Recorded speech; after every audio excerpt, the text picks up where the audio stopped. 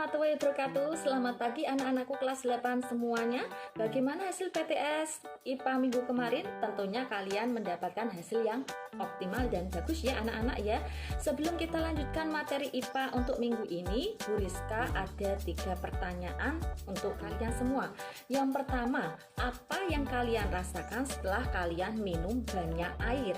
Yang kedua, apa yang kalian rasakan setelah kalian berlari untuk mengelilingi halaman rumah?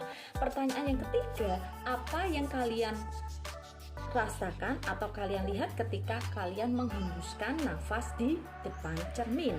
Tentunya hal ini anak-anak berhubungan dengan materi kita pada pagi hari ini, yaitu tentang sistem ekskresi. Untuk sistem ekskresi, organ-organ yang berperan pada sistem ekskresi ada 4. Yang pertama yaitu hati, kemudian yang kedua ada paru-paru, kemudian yang ketiga ada kulit, dan yang terakhir ada ginjal. Untuk pertemuan kita pada pagi hari ini anak-anak, kita akan membahas tentang ginjal, sehingga tujuan pembelajaran IPA hari ini bisa kalian lihat. Yang pertama yaitu untuk mengetahui dan mendeskripsikan anatomi dari struktur ginjal. Kemudian tujuan yang kedua yaitu untuk menganalisis proses pembentukan urin pada ginjal. Sistem ekskresi adalah suatu sistem organ yang berfungsi untuk pengeluaran zat-zat yang sudah tidak dibutuhkan lagi oleh tubuh. Yang berperan di sini ada 4 tadi ya, 4 organ yaitu hati, kulit, ginjal, dan paru-paru. Kemudian bagaimana anak-anak kalau zat-zat tersebut tidak dikeluarkan dari dalam tubuh? Zat-zat yang sudah tidak dibutuhkan tubuh itu kalau tidak dikeluarkan akan menjadi racun pada organ-organ tubuh dan bahkan akan menyebabkan kematian. Anak-anak, kita siapkan alat-alat tulis sebelum kita belajar dan agar kita bisa mengerjakan soal yang ada pada akhir video ini.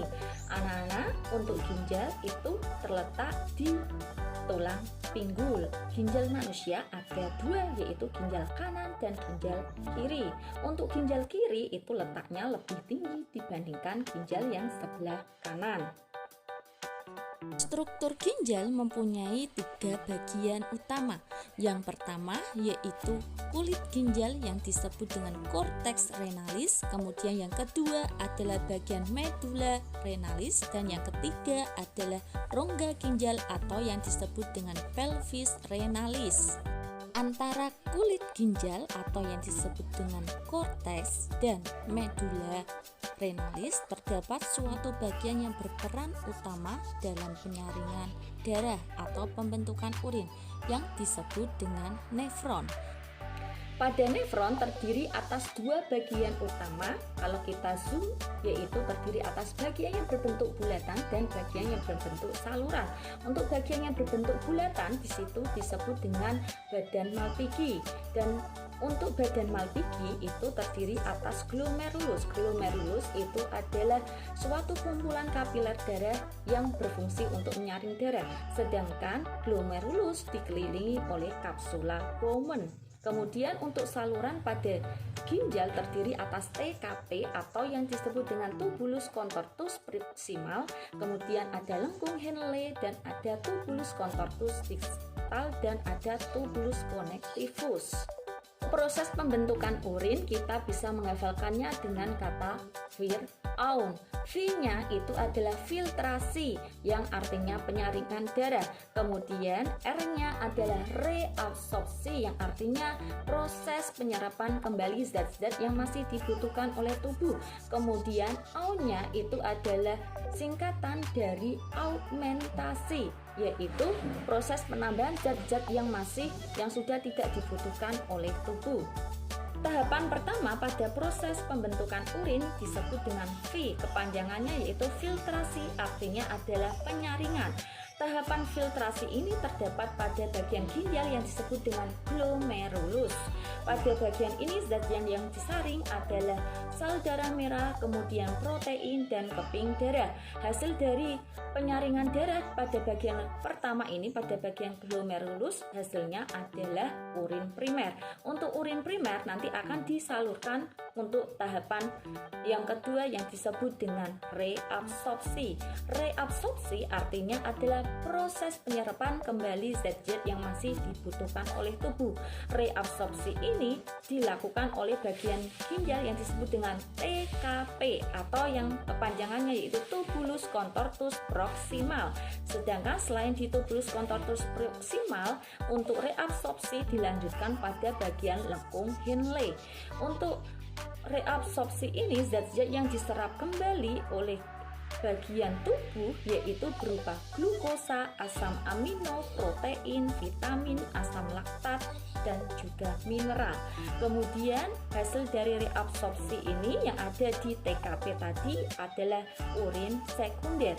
Urin sekunder nanti akan disalurkan lagi ke saluran yang bentuknya menai atau yang disebut dengan tubulus contortus distal. Di bagian tubulus contortus distal ini terjadi tahapan ketiga proses pembentukan urin yang disebut dengan AUN atau kepanjangannya yaitu augmentasi. Augmentasi artinya adalah penambahan zat-zat yang sudah tidak dibutuhkan lagi oleh tubuh. Zat yang ditambahkan di tubulus contortus distal ini yaitu berupa bilirubin atau zat pewarna yang berasal dari kantong empedu sehingga air urin dan warnanya yaitu kuning seperti yang sudah kalian lihat ya anak-anak ya.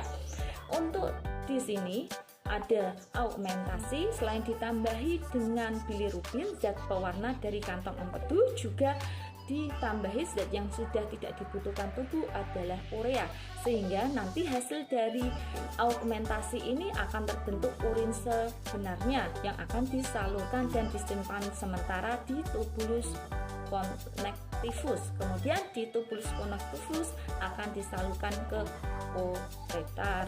Kemudian dari ureter akan dikeluarkan lewat uretra atau alat kelamin kalian. Itulah proses-proses pembentukan urin. Anak-anak, untuk kesimpulannya bisa dilihat pada tabel berikut ini. Silakan kalian kerjakan untuk soalnya yang ada pada berikut ini. Kemudian kalian tulis di buku tulis dan jangan lupa kalian kirimkan ke WA Furiska atau lewat Google Classroom. Sekian anak-anak materi kita pada pagi hari ini. Wassalamualaikum warahmatullahi wabarakatuh.